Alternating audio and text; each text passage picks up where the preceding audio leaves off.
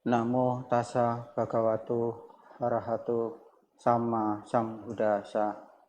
Namo tassa bhagavato arahato sama sambuddhassa. Namo tassa bhagavato arahato sama sambuddhassa. Sukiyoto, selamat siang. Namo Buddhaya. Bapak, Ibu, rekan-rekan sedharma yang berbahagia, pada kesempatan siang hari ini saya Buniran izin berbagi kepada rekan-rekan sedharma, Bapak dan Ibu, terkait dengan hidup berumah tangga. Bapak dan Ibu, rekan sedharma, sungguh sangat bahagia rasanya pada kesempatan siang hari ini sedikit banyak saya dikasih kesempatan untuk berbagi bersama dengan Bapak dan Ibu serta rekan-rekan sedharma,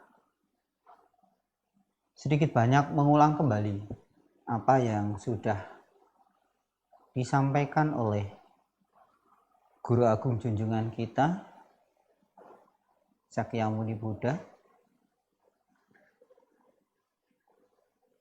sedikit banyak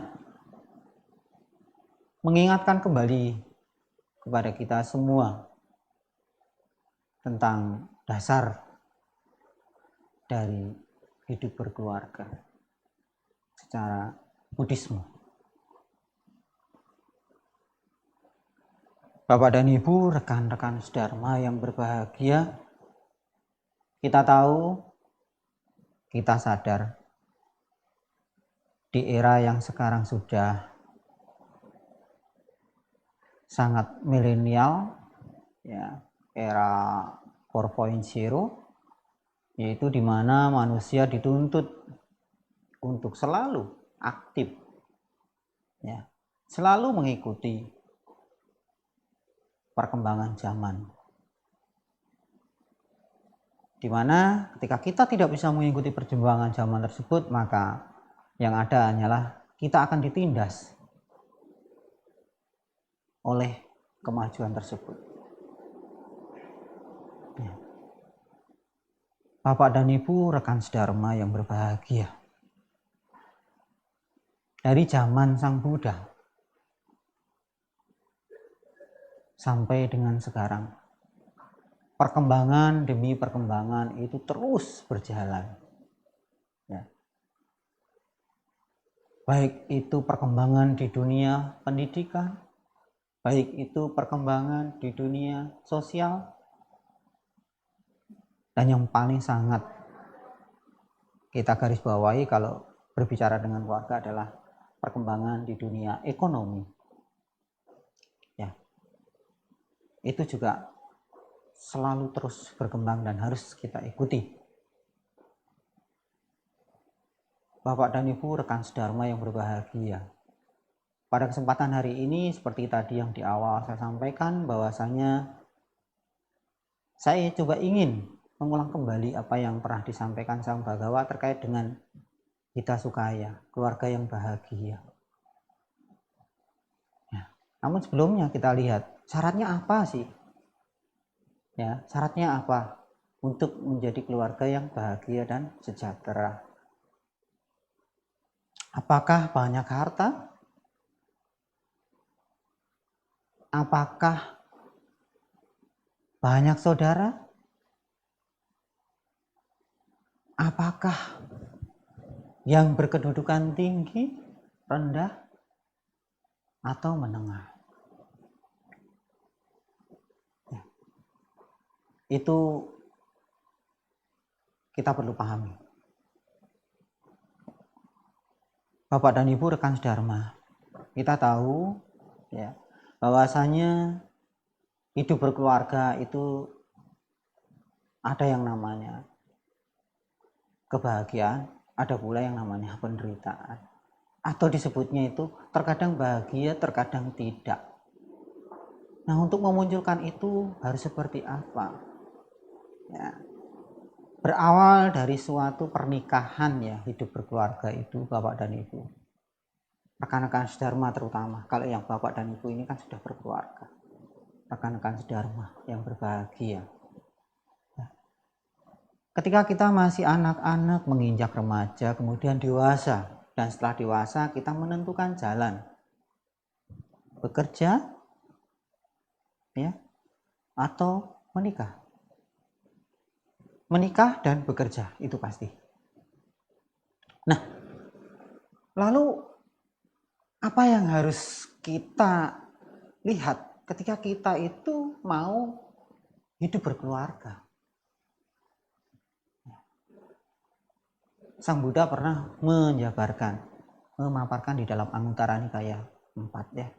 Di situ dijelaskan bahwasanya ketika orang mau hidup berkeluarga harus memahami 4 hal, yaitu sama sada, sama sila, sama caga, dan sama panya. Saya yakin Bapak dan Ibu itu paham, bahkan lebih paham dari saya. Ya. Untuk rekan-rekan sedharma yang baru belajar atau sudah pernah belajar ya, setidaknya bisa mengingat kembali dari 4 hal tersebut. Lalu apa dari 4 hal tersebut? Sama sada itu apa sih? Kita tahu ketika kita mau menjalani hidup berkeluarga, satu dengan yang lain, artinya pasangan ini ya, ketika mau menikah kan secara otomatis kita punya pasangan ya. Nah, ketika menemukan pasangan itu seyogianya dikenal dulu. Kalau bahasa kerennya orang pacaran, tapi yang bagus ya, pacaran itu adalah tahap pertama mengenal calon pasangan kita, menjajaki seperti apa ya. Nah, sebagai dasar adalah mencoba melihat, mengkaji sebisa mungkin ya, seperti yang ada di Anguttara Nikaya ya, berarti sama sada. Sama sada artinya sama keyakinan sebisa mungkin. Karena dengan sama keyakinan atau sama sada akan memudahkan kita untuk saling berkomunikasi, khususnya di bidang keyakinan. Ya. Akan mempermudah kita untuk sama-sama beribadah. Inilah menjadi kunci dasar dari hidup berkeluarga. Karena tujuan hidup berkeluarga itu adalah bahagia sejahtera. Tanpa adanya ini, tanpa adanya sama sada, ya, itu kira-kira tercapai atau tidak kebahagiaan dan kesejahteraan? Ada yang berkata, bisa Pak. Ada juga yang berkata, oh tidak. Tapi setidaknya dengan adanya sama sada, ini akan mempermudah tujuan kita mencapai keluarga kita sukaya. Ya, hari Minggu atau peringatan hari besar ya, atau setiap hari ketika jauh ke wanke ya kan, sembahyang pagi senting ya, itu akan mempermudah kita untuk bersama-sama beribadah. Karena dalam keluarga itu tidak hanya jasmani, tapi rohani juga harus diisi. Keluarga tanpa ada ibadah juga kosong. Kebahagiaan tidak akan muncul. Ya, makanya sama sada akan mempermudah kita untuk beribadah secara bersama-sama. Yang niscaya apa yang menjadi tujuan kita, yaitu keluarga bahagia, sejahtera, itu bisa terwujud dengan mudah. Ya. Oke, kemudian yang kedua, sama sila. Sama sila kita tahu ya, seyogianya pasangan suami istri itu memiliki sila ya, sila itu yang sejajar. tidak sila yang laki-lakinya menonjol, perempuannya tidak, atau sebaliknya. Tidak seperti itu. Seyogianya sejalan. Supaya apa? Supaya mempermudah kita juga, ya. Supaya keluarga itu harmonis juga. Satu contoh, ketika ada kemerosotan moralnya di silanya, contoh nih. Oh, laki-lakinya tidak benar dalam keluarga. Artinya apa?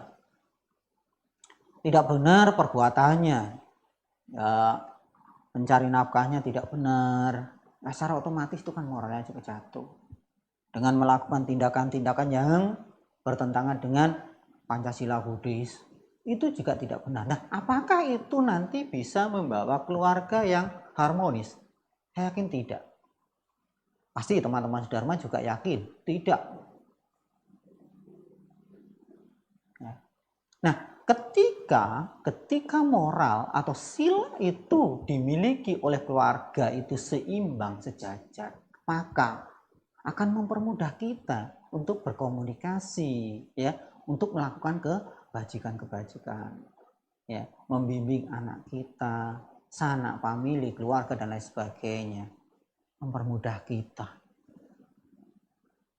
Ini ya kuncinya. Oh, ada kejadian juga, ada suatu cerita juga. Ketika orang yang sudah sukses, memiliki harta dan harta benda, kemudian kedudukan, dengan bangga, ya, dia berkata bla bla bla bla bla, kemudian oh, semua ini sudah tercukupi, kemudian moralnya melemah,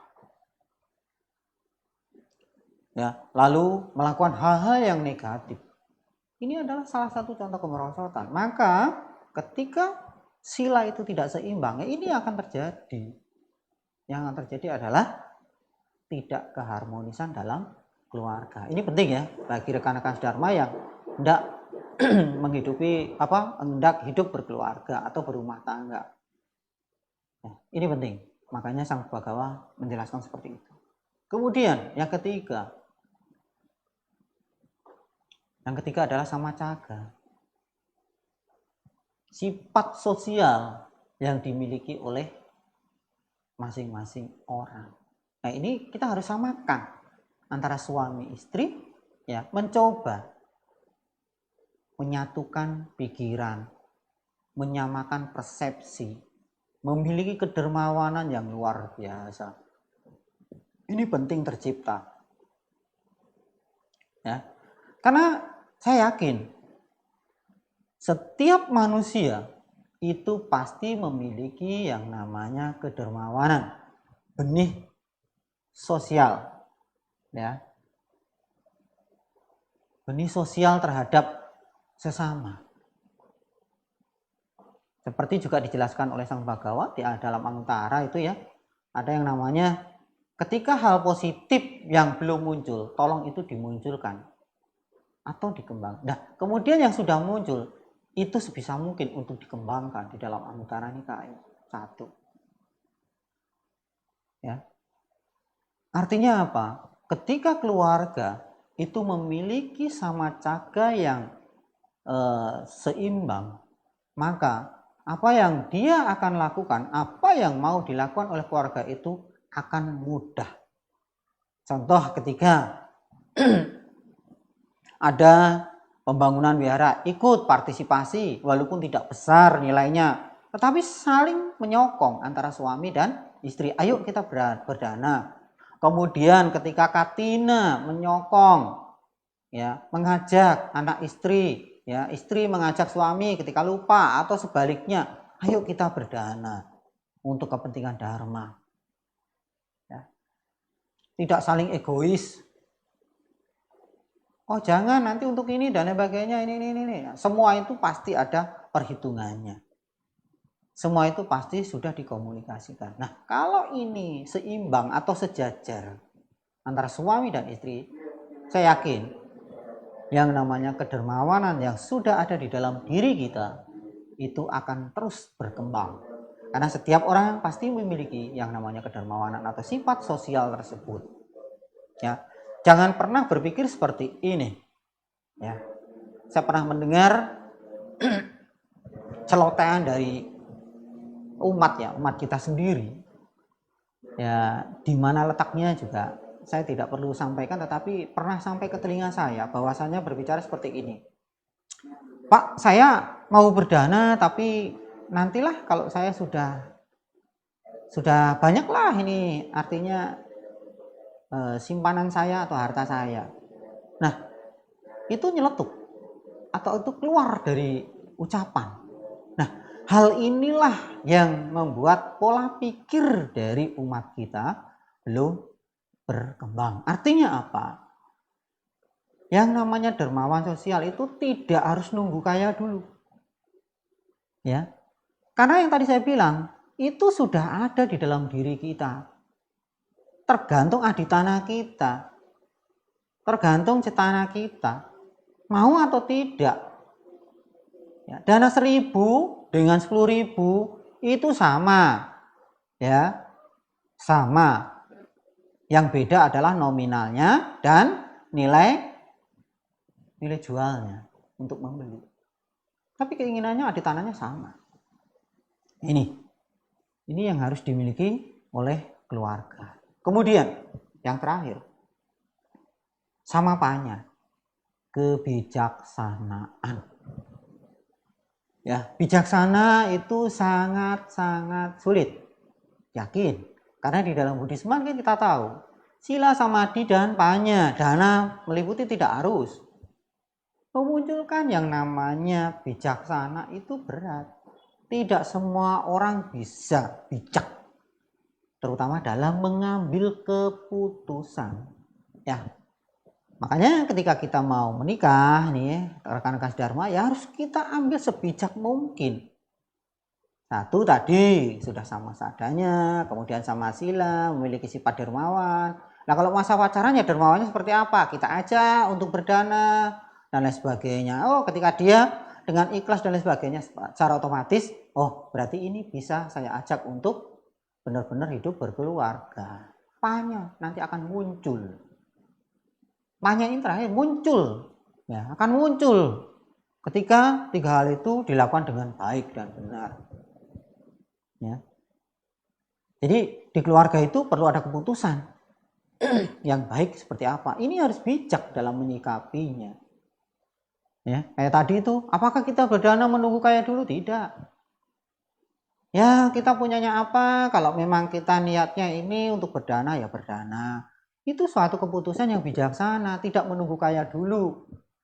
Kan kita nggak tahu umur manusia itu sampai mana. Kontrak kita itu punya umur sampai mana. Ya kan? Karena kematian dalam agama Buddha kan diliputi oleh 4 peristiwa penting. Artinya 4 peristiwa penting itu mati karena apa dan lain sebagainya. Itu 4 hal itu harus kita pahami. Ya kalau sampai yang terakhir itu mati karena hal di luar usia kita, hal di luar karma kita, mati karena bencana dan sebagainya, itu kan tidak kita bisa pahami. Ya. Di luar kontrak kita. Kontrak kita berapa? 80 tahun, 90 tahun, apakah semuanya tahu? Tidak. Tetapi setidaknya ketika kita berjalan dengan baik di dalam ajaran itu, secara otomatis kita akan mengenal. Inilah ya. Makanya tidak perlu menunggu kaya ketika kita mau berdana. Ini suatu keputusan yang bijaksana yang perlu kita ambil di dalam sebuah keluarga. Ya.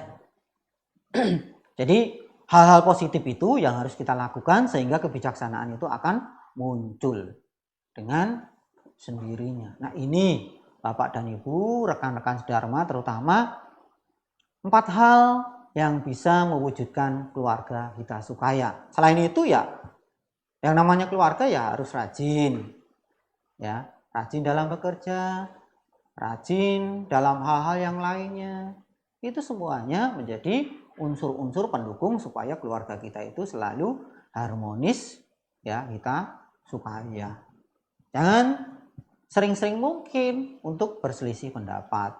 Ya, kalau kata orang-orang di luaran ya, keren, bahasa kerennya, wah itu kan perbedaan dalam arti pendapat itu sering terjadi ya, itu bumbu dapur. Kalau bumbu dapur itu setahu saya kan ya kayak bawang dan lain sebagainya itu bumbu dapur ya. Tapi artinya sebisa mungkin lah, itu pasti terjadi, saya juga mengalami hal itu ya. Ya sebisa mungkin kita meminimalisir hal itu supaya tidak terjadi di dalam keluarga. Oke ya, mungkin itu yang bisa saya sampaikan ya. Mohon maaf jika ada hal yang tidak berkenan atau mungkin sifatnya menggurui, bukan. Tetapi saya mengulang kembali apa yang pernah disampaikan oleh Sang Bagawa, terutama khususnya untuk rekan-rekan Dharma yang belum berkeluarga, yang hendak berkeluarga. Ini penting sebagai dasar kalian supaya nantinya ketika hidup berkeluarga sudah mapan, sudah mateng dengan pemikiran, dengan hal-hal yang lain, perekonomian dan lain sebagainya. Supaya apa? Tujuan keluarga kita supaya bahagia sejahtera itu bisa terwujud. Mungkin itu yang bisa saya sampaikan. Saya akhiri. Sarwa satwa bawantu sukitata. Semoga semua makhluk hidup berbahagia. Sadu, sadu, sadu. Namo Buddhaya.